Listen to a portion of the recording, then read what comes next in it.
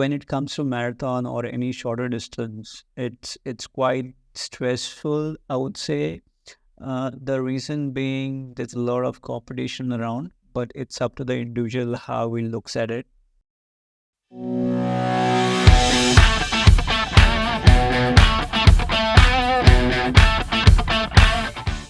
Hello and welcome to another heart-pounding episode of Race Above Fitcast, powered by Easier. Help now, education now, pay later. The guest for today is Mr. Yuvaraj Patil, a passionate ultra runner conquering notable ultra races, and to name some: UTMB Thailand 100 kilometers, La Ultra 111 kilometers, Border Ultra 100 miles, and a lot more. This episode is all about the dynamic interplay between work, life, and fitness as we unravel his incredible journey in ultra running. How were you introduced to ultra running, and what was your experience when you had the first ultra running in your life? Yes, it's been quite a journey. Ultra running is distance that I did not aim to cover, but it so happened that after my injury, which I had in 2015-16, I had a disc bulge, and when I was on the recovery phase, I wanted to get back and not do marathons, but see how much longer can I run with that particular condition, which prevails in me even today. So with that in mind, pushing your limits and getting out of comfort zone is something which I tried. And instead of running a 40K run, I tried 50 and then 60, 70, and gradually went to 100 miles. The push, initial push of getting into ultra run is something one has to work upon. Okay. Now, for me, since due to this injury, I tried extending my bandwidth when it comes to running. And when I signed up the first 50K, I realized that it is possible with the condition I have. But at the same time, I also learned the kind of strength and training regime that needs to go in to cover such distances. So yeah, the first ultra was 50K. It was here in Bangalore, and it did give me quite a lot of insights on how this can be taken ahead when I look at further races down the line. Okay, that's great. And how did that impact your life after running the first ultra marathon or an ultra race or a long distance race? Yeah, they say ultra running is a luxury of running. Okay, that's how you categorize ultra running. When it comes to marathon or any shorter distance, it's quite stressful, I would say. The reason being there's a lot of competition around, but it's up to the individual how he looks at it. Okay. But when I was graduating from 10K to half marathon to 30K to marathon, it was always about pace, right? It was what is your personal best is the question that pops up after every run, and that kind of also creates a stress factor in you when it comes to running. And at certain point of time, you stop enjoying the run, right? It's like it sounds like a burden of running the distance in so and so time, but not enjoying it. But when it comes to ultra running, it's the endurance that you need to build, and it's just the time on feet that matters a lot. When I say time on feet, it means how much longer can you last on your feet when you're out there on the route or running in a trail run or any different terrains, right? So time was never a factor there. It was just that, can you last longer? Can you last for those 100 kilometers? Can you last for those 100 miles? If the answer is yes, you can, and time not being a factor, you were able to enjoy the run. And most of these runs that I've attended happens in remote areas where you actually have that kind of stretch which can help you cover 100 kilometers, 100 plus kilometers, and then you're on the glacier. And you enjoy the ambience, the scenery, everything around you.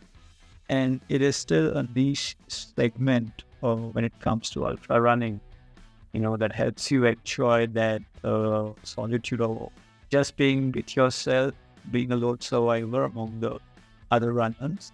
Yeah, it's a different experience. There's a lot of learning when it comes to your physical capabilities as well as mental capabilities when you aim or decide to last that longer. So, yeah. Okay, that's great.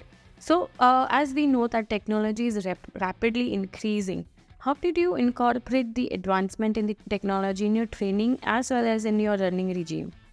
And did that make any difference in, preparing for long distance running? What is your take on that? Yes, when it comes to tech, there are different gadgets that come into market. For example, as basic as running watch that you require. Okay, there have been running scenes wherein people do not use watch and they don't want to be bound by the time factor.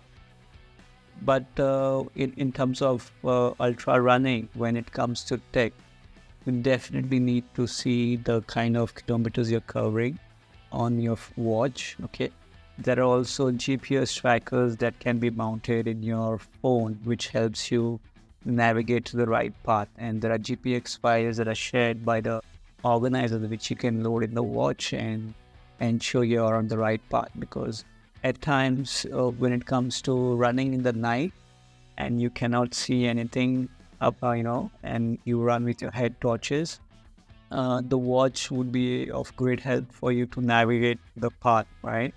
You have to ensure. Another thing is your watch should last that longer. So charging the watch on the go is something that I started doing when it comes to longer run. Just by carrying a small power bank, you ensure you keep charging your watch whenever required. I also run with a watch that gets charged with solar, so that acts as an additional advantage, so that watch can last that longer. So because I remember running races when there was hot sun and I didn't have to use the power bank to charge my watch. So yeah, technology in a way does help, apart from just not navigating but also giving an insight of your heart rate, right? We have seen incidences where people have fallen flat on the ground and also lost their lives, unfortunately. But such gadgets can give you at least a warning or alert signal, which helps you, okay, dude, you got to slow down. There's a lot more to do. But today, this is your threshold. You got to slow down and make it easy. And that's how you'll be able to take those decisions when you see the numbers flashing on your watch or the phone, right? So I feel it's important that we get used to technology when it comes to at least ultra running races, be it marathon as well. You still have to look at your watch to see how you're doing. Right. Because you have to see how your body is responding to the pressure of, having long distance, and I suppose. Like, also the instance of, flattening on the roads, or, people have lost life has increased after COVID. What is your take on the people's health after resuming the outdoor and long distance running post COVID, having a long break of 2 to 3 years almost? Yeah, so COVID definitely has been a blessing in disguise, but at the same time, since it was a lockdown and people were not able to get out of home, the training schedules were haywire. No one could train well, no one could do group runs. Self motivation was a problem. People were getting into depression, all that kind of things. When the unlock happened, yes, there is an excitement level. There's an adrenaline rush that people have, that they want to go out and run it. But since the 2 years of lockdown time, when your body has rested that longer, it will definitely have a starting problem, and you have to understand that. So it is good to start from zero if you have to, rather than jumping into longer or faster paced distances. So I think the knowledge is something people may lack or have lacked when it comes to physical fitness. And I've been always advising people to get a mentor, to get a training plan in place, and have yourself checked at regular intervals if it's any kind of to detect if you have any kind of health issues after a long break. So yeah, it just like, even if you're today, if you have a bike, and if not riding the bike for a longer period of time, it does take time to start, right? On the same lines, just give your body that, kind of guided way of getting back on track. Let's not rush into it. Let's slowly get there, because you got to be very patient, and you also got to develop that strength in your body to start doing all the runs or all the trainings again. Yeah. Okay, so we bring this amazing episode to a close. The key takeaways are that work, life, and fitness plays an important role and are threads that weave our unique stories. Stay tuned for our next episode. Make sure to subscribe and hit the notification bell so you do not miss out on any of the exciting episodes of Race Above Fitcast, powered by Easier, Health Now, Education Now, Pay Later. Till then, stay curious, stay dedicated, and let Race Above guide you to success.